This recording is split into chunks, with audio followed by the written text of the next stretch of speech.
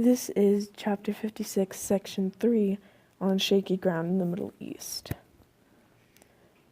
The Reagan administration also got involved in the Middle East. The United States provided aid to Israel as long as other moderate Arab states in the region, such as Egypt, Jordan, and Lebanon. In 1975 in Lebanon, a civil war broke out when various ethnic and religious groups, both Christian and Muslim, began to struggle for power.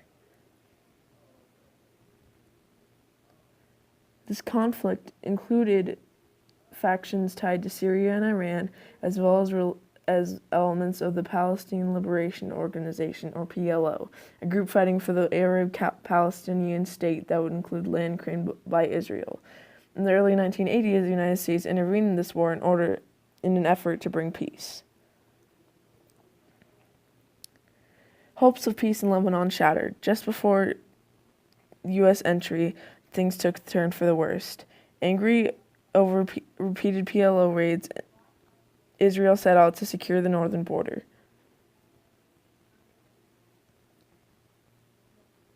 In June 1982, Israeli troops crossed into Lebanon and destroyed PLO bases. In heavy fighting, they pushed the PLO north in Beirut, Lebanon's capital. Syria condemned the Israel invasion and sent its own troops to support the PLO. Reagan feared that the Syrian involvement in the conflict might lead to a wider war in the Middle East. Hoping to end the fighting, Reagan sent a diplomat to Beirut to negotiate a settlement.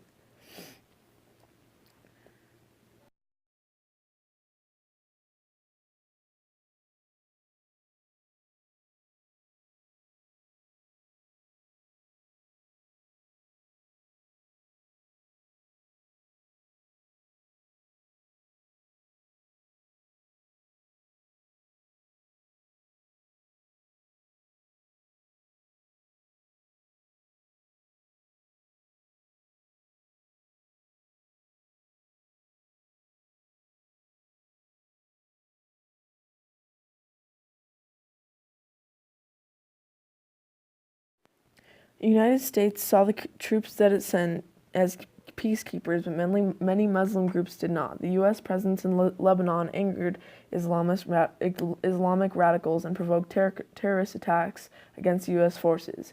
In 1983, terrorists bombed the U.S. embassy in Beirut, killing 63 people, including 17 Americans.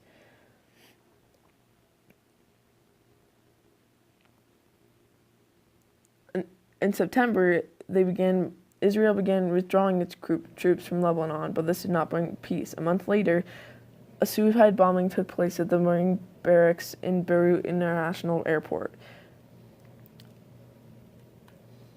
A truck filled with explosives was driven into the barracks, killing 241 Americans. At the same time, a few miles away, a similar explosion left 58 French troops dead.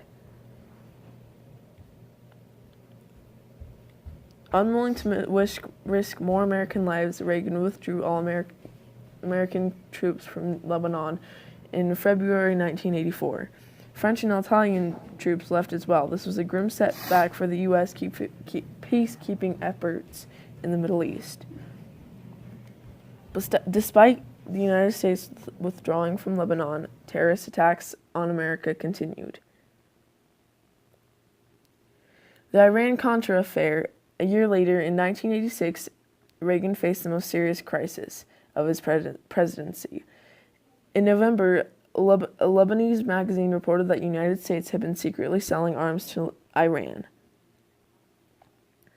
Before anything could be done, and by the time the weapon sales were uncovered, more than 1,500 missiles had been shipped to Iran. The weapons deal had not been made, and Lebanon, which was supposed to release United States hostages, released them and collected 3 more.